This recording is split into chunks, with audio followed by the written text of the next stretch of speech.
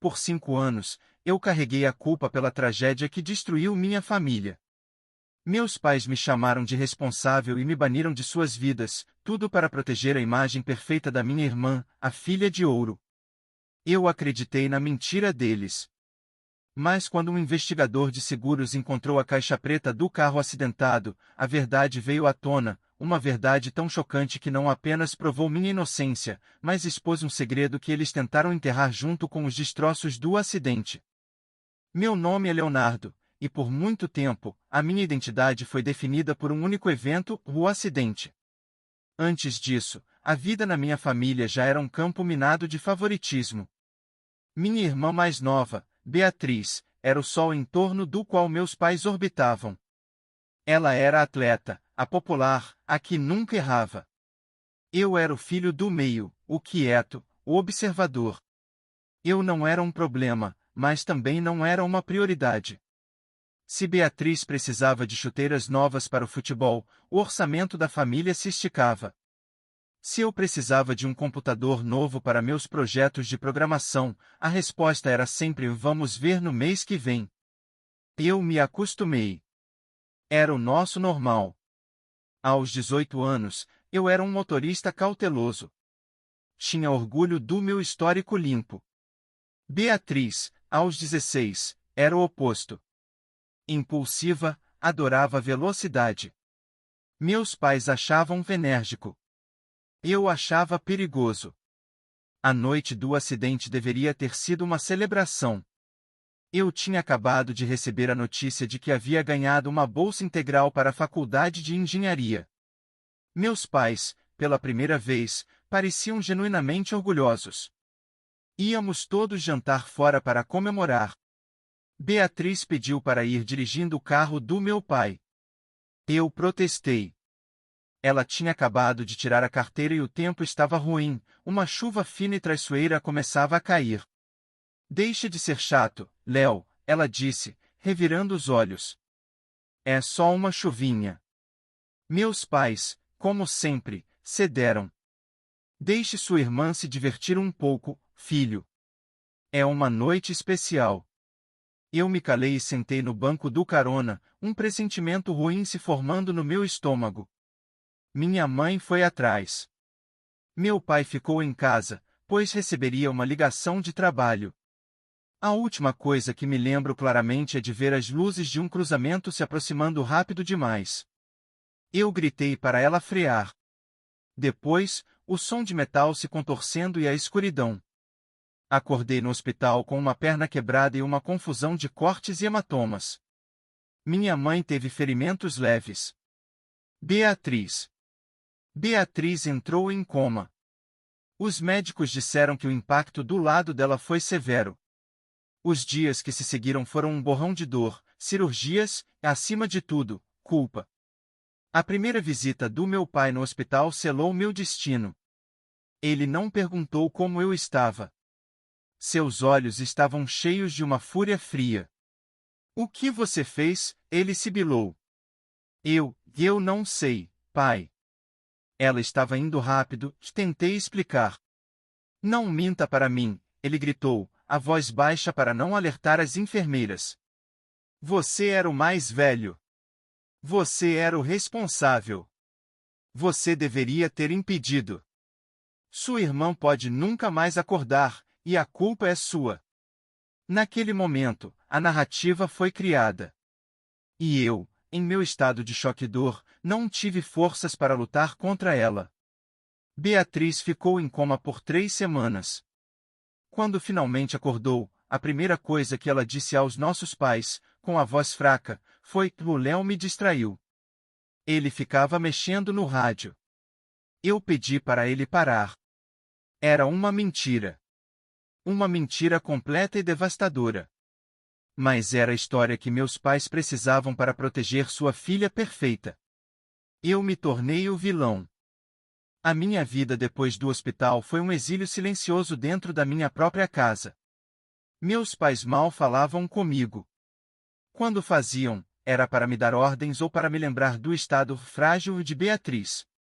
A bolsa de estudos que eu havia ganhado foi cancelada e meus pais se recusaram a assinar a papelada, dizendo que eu não merecia vir para a faculdade depois do que fiz.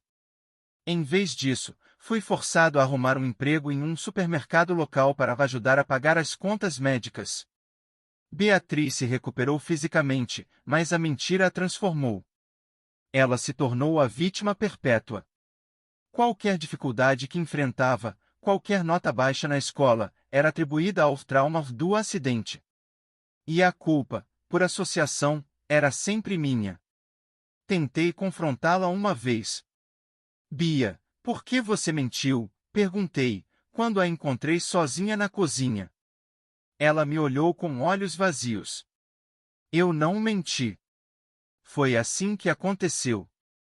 Ela repetia a história com tanta convicção que, às vezes, eu mesmo duvidava da minha própria memória. A família estendida e os amigos da família compraram a versão oficial. Eu era o irmão mais velho e responsável que quase matou a irmãzinha. Perdi amigos. Meus tios e primos me tratavam com uma pena condescendente. Eu estava completamente isolado. Aos 20 anos, eu não aguentei mais. Juntei o pouco dinheiro que consegui economizar e saí de casa.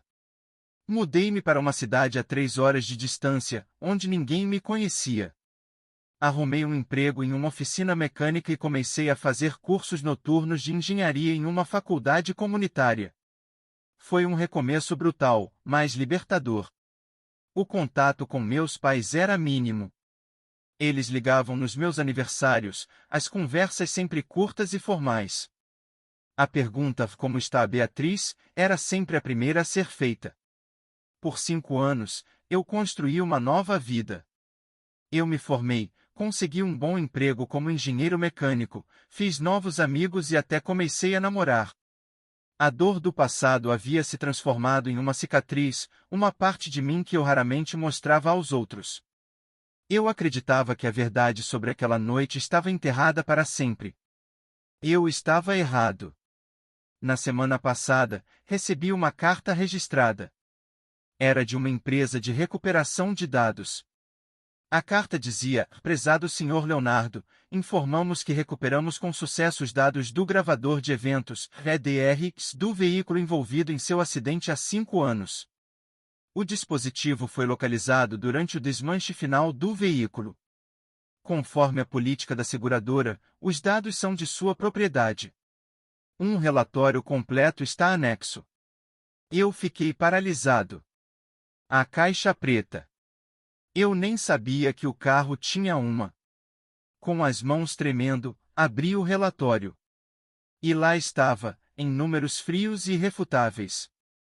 A velocidade do veículo segundos antes do impacto, 110 km por hora em uma zona de 60 km por hora. A força aplicada no pedal do acelerador, e não no freio, no momento da colisão. E a prova final, o sistema de entretenimento do carro, que registrava a atividade.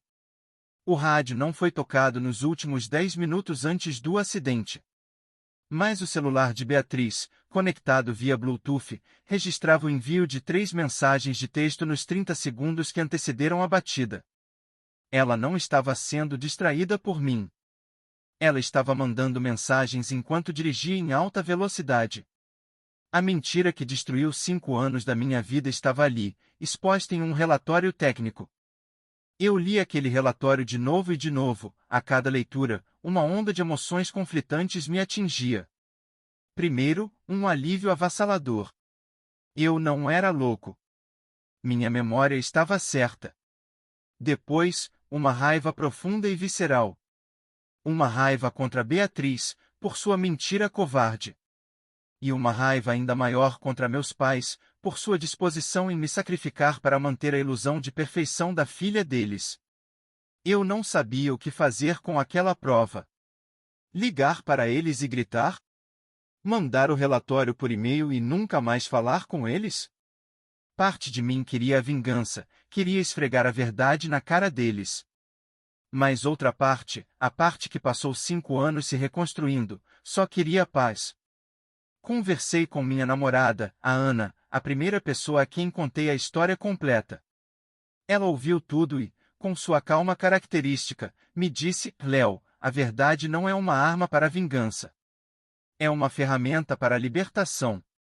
Você não precisa usá-la para destruí-los. Você pode usá-la para se libertar da culpa que eles te impuseram. As palavras dela me deram clareza.